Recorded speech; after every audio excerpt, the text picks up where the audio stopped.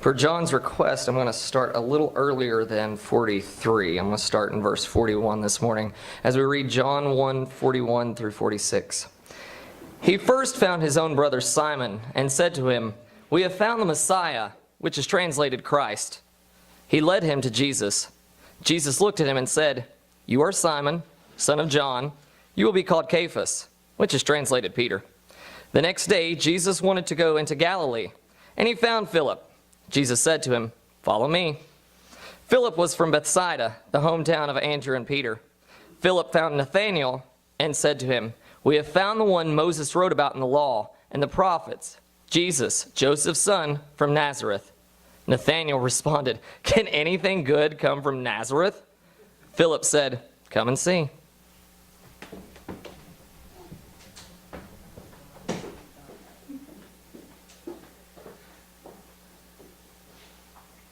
On this weekend of the Martin Luther King Day celebration, the hymn that Daniel is about to share with us, but we understand is Dr. Martin Luther King's favorite hymn. So let's keep that in mind as we enjoy Precious Lord, Take My Hand.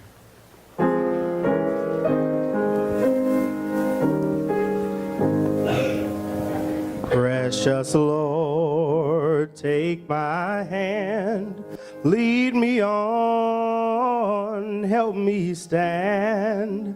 I am tired, I am weak, and I am worn. Through the storm, through the night, lead me on to the light. Take my hand, precious Lord, and lead me home. When my way grows drear, precious Lord, linger near. When my life is almost gone, hear my cry, hear my call, hold my hand lest I fall. Take my hand, precious Lord, and lead me home. When the darkness appears and the night draws near and the day is past and gone, at the river I stand, guide my feet, hold my hand. Take my hand, precious Lord, and lead me home.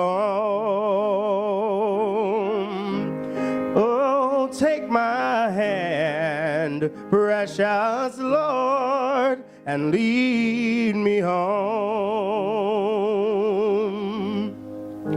Precious Lord, I love your name. When I look back from whence I came, sometimes stumbling, sometimes falling, sometimes alone.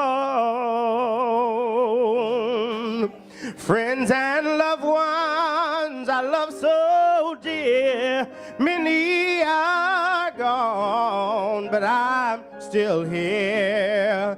Take my hand, precious Lord, and lead me on.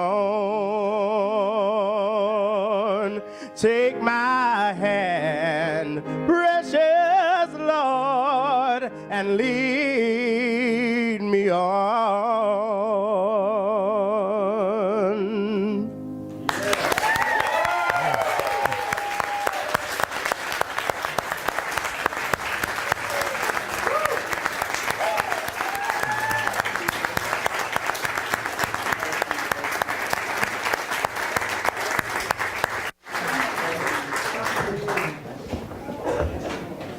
That's what we're talking about, Daniel.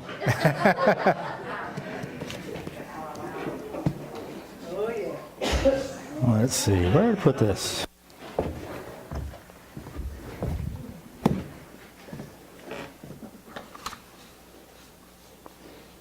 On this weekend of Martin Luther King Day holiday, I'm just honored to be able to bring you a few words in reflection on the gospel of Jesus and on our role in the church and the God's call to move forward with God's plan in our world. And of course, you know, in the context of a beautiful rendition of a hymn like that, where to go next, of course. And you're not going to hear a sermon on in the likes of Martin Luther King Jr.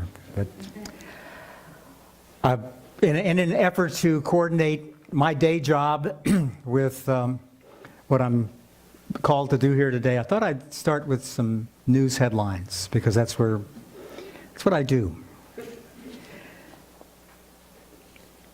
From Paris, one of the gunmen who carried out last week's attacks that killed 17 people in France has been buried in an eastern French city. City officials said Saïd Kouachi was buried overnight at the demand of the French government. The city had objected out of concern that the grave could become a shrine for extremists. Kouachi was the elder of the two brothers who gunned down 12 people at the offices of the satirical weekly Charlie Hebdo. Johannesburg. As Islamic militants from Boko Haram launch more attacks in Nigeria and continue to slaughter civilians, there is increasing talk that international military action may be necessary to help crush the insurgency in Africa's most populous country. Kabul, Afghanistan. 5 men are under arrest in Afghanistan in connection with a school massacre across the border in Pakistan that killed 150 people, mostly children. Afghan officials say suspects are all foreigners who helped support the December 16th assault by the Taliban. The countries are rivals, but have cooperated more in this case. From Sana'a, Yemen, there's been a high-profile kidnapping in the heart of Yemen's capital. Security officials say gunmen abducted the head of Yemen's office of presidency and 2 of his guards. The officials say they suspect the gunmen are Shiite Houthi rebels who have seized large areas of Yemen. And same-sex marriage is now officially before the United States Supreme Court. Arguments on a number of appeals of state bans and lower court decisions throwing out the prohibitions are to be held in April, and a decision rendered in June. These are some of the headlines in the news in the context in which we come together to worship, some of which is good news, some of which we are rejoicing, some of it is, most of which is not all that pleasant. And I personally work in a field where we're telling people stories like this every day. I know that members of our congregation here are people who pay close attention to what's going on in the world. And for those who don't know, I work in public broadcasting, and one of the things we talk about is the core values of our listeners. I suspect that those core values are shared by most of us here. One of those very important core values is that we see ourselves as world citizens. We care about more than our backyard, than our neighborhood, than our city, than our state, even our nation. We're aware and we're constantly thinking of what goes on beyond our world, and we're feeding ourselves with information about what goes on in our world. In the gospel today, the Gospel of John, we hear Philip found Nathanael and said to him, "We have found him about whom Moses in the law and also the prophets wrote, Jesus, son of Joseph from Nazareth." In other words, Philip was saying that he and the others had found what we tend in the Christian community to call good news. It may seem like old news to us from the perspective of a couple thousand years since the Gospels and the actions of the Gospels actually took place. But it is significant for us, and it is here today to be fresh news for us. Personally, I've always loved that line from Nathanael, which Justin read so well, can anything good come out of Nazareth? Sounds like something any one of us might say when we're teasing someone from a small town. Anyone here ever done that? And I've looked, and I don't think there's much information about why Nathaniel had that opinion. What was going on there? What was his bias? What was his bigotry or stereotype that he had placed on the people of Nazareth? But he had there was something going on in the back of his mind that clouded his response to the fact that Jesus had come from Nazareth. Philip's response, his comeback, was a good one. Come see for yourself. These people don't do things the way we do. Come see for yourself. They talk a funny language. Come see for yourself. They eat strange foods. Come see for yourself. They listen to strange music, worship differently than we do, even play different sports than we. Come see for yourself. That's what I believe Jesus calls us to do. See for ourselves where others are coming from. Acknowledging, accepting, embracing differences. It's one of the hallmarks of the followers of Jesus. St. Paul, of course, said, there's neither Jew nor Greek, there's neither slave nor free man, there's neither male nor female, for you are all one in Christ Jesus. And if you belong to Christ, then you are Abraham's descendants, heirs according to promise. When we don't embrace differences, we see results like the news headlines that I just mentioned. As we gather to worship and pray and break bread together on this Martin Luther King Jr. holiday weekend, it's a time for us to reflect on the work that still needs to be done. Following hundreds of years of slavery and subsequent racial oppression for 100 years after the Civil War, the assassination of the president who issued the Emancipation Proclamation. Many of us in this room lived through a civil rights movement that threatened to once again divide the nation, certainly divided people's hearts and minds as they considered where were we going to go as a nation in the cause of equality and freedom for all people. If you've seen the recent film Selma, despite what we're told are some historical inaccuracies, the film very, very nicely depicts the struggle there, the battle between what we might call good and evil. And there were the people acting out what can easily be described as evil. How can't not be determined, not be identified in any other way than evil, beating on children and women, people who are peacefully stepping forward to assert their rights or claim the rights for others. And in the case of some who joined the movement, who were identifying with those who were oppressed. Martin Luther King's father and grandfather, as I understand, were both ministers. Martin apparently was on the path. I guess that's kind of the way it works, Daniel, in the family. That, yes, of course you're going to move into the ministry. And as I understand it, Martin had some youthful moments where he questioned his faith in God. And again, I hear that happens among preachers' kids. But eventually, Martin accepted a call from God. Eventually, Martin heard Jesus say, "Come, follow me." And the ministry he took on was no doubt very different than the ministry that he thought he was going to get into, at least what his family thought he was going to get into. He had rejected what he had rejected what he had been taught, what he'd been told, until he came to see for himself. And once he saw the need, he was totally convicted in the call from God. He gave it his all. He became, some might say, public enemy number one. The FBI kept an eye on him. Many people in this country hated him for his acceptance of God's call. Following his assassination, he's been essentially canonized as a saint by many people.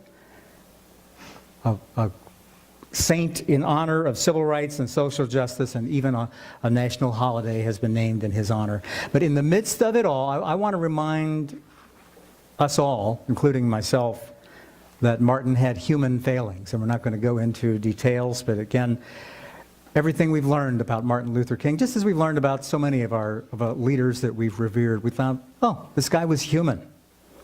We're going to suspect that all was not perfect inside the doors of the household, that Coretta may not have seen him as the great blessing from God that so many others saw. Just as every one of us, I suspect, when we go home to family, we find that there are our biggest skeptics, and there are our biggest failings, there are our biggest weaknesses. It's comforting for us to know that we're all in the same boat, as it were. Despite all that, God has a plan for us. I don't want to get too personal here, but my own personal story of having been in the ministry in the Roman Catholic priesthood, having felt a call, and in many ways I was told I was heading that direction from being a very small child. Went that way, followed that call, followed what I thought was that call, and then made a 90-degree turn and went another direction. And in my 60s, just recently, decided to make another turn. Sure, it's about time. And I have had to come to face the fact that when these things occur in our lives, we need to step back and think, as so many others have thought, this is from God. God has called us. And what God calls us to do, God asks us to do, is not necessarily what we have in mind, what we had in mind, what was in our plan. Our plan gets changed. And that's why we're here. We're here in this community to acknowledge God's plan for us, to acknowledge that God has called us together. And by the way, we heard the news, and I know Pastor Marcia would be the one who'd love to be able to announce this, but we heard news this week that the United Church of Christ has officially designated this congregation as an open and affirming congregation. And I'm honored to be able to say that.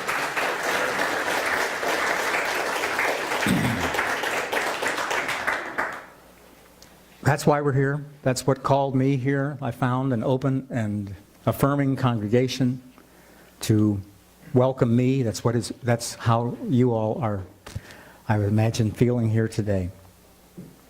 Following Jesus, following God's call, we're on a journey together.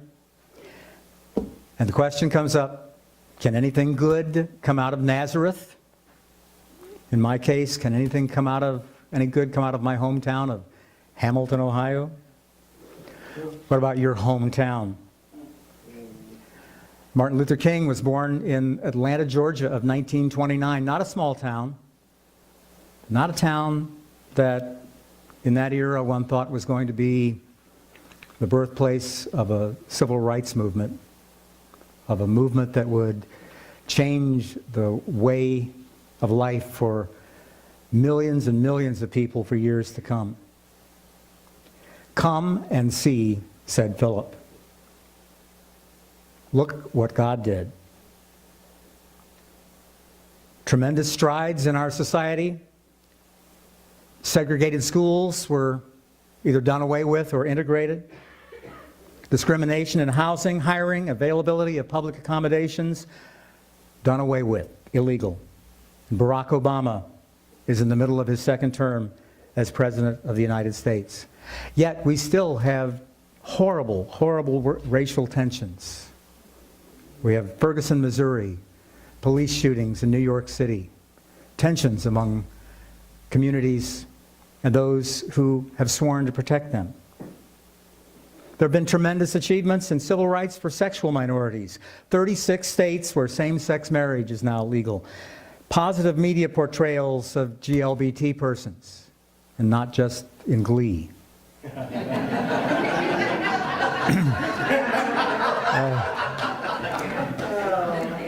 Openly gay political leaders, pastors, elders, trustees, council members. A generally more open and affirming society. And yet, back to the bad news. Just in the last few weeks, a 17-year-old transgender girl committed suicide up in Ohio, walking onto an interstate highway because she couldn't take it any longer. Just last month, a 12-year-old boy committed suicide after being teased and taunted and called gay because he wanted to be a cheerleader. Our society has made wonderful advances in civil rights for people who were once the objects of open and legal discrimination and hate. Yet we have so far yet to go. We have much cause for celebration, but still more than ever, we need to hear Jesus' call to discipleship. Following all the bad news, we rely on the good news of Jesus to inspire and guide our path, both as individuals and as a community and church family. I have a dream today. If you can accept it, you will leave those state troopers glutted with their own barbarity. If you can accept it, you will do something that will transform conditions here in Alabama.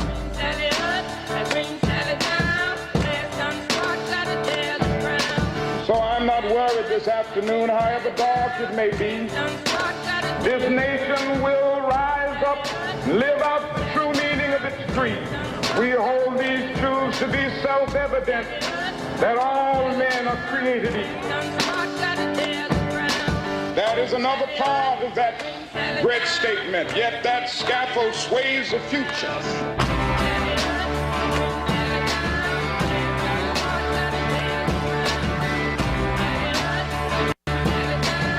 It's the strong who can stand up amid opposition, who can stand up amid violence being inflicted upon him and not retaliate with violence.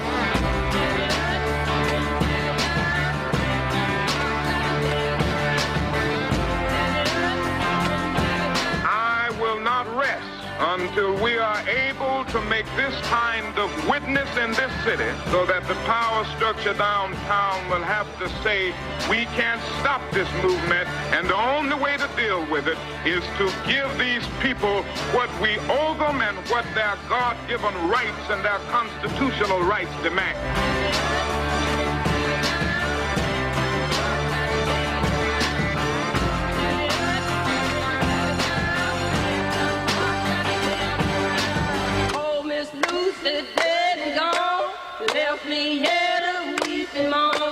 Abused and scorned though we may be, our destiny is tied up with the destiny of America. We've got some difficult days ahead, but it really doesn't matter with me now, because I've been to the mountaintop. I don't mind. Like anybody, I would like to live a long life. Longevity has its place. But I'm not concerned about that now. I just want to do God's will. And He's allowed me to go up to the mountain. And I've looked over and I've seen the promised land. I may not get there with you, but I want you to know tonight that we as a people will get to the promised land. I'm not fearing any man. Mine eyes have seen the glory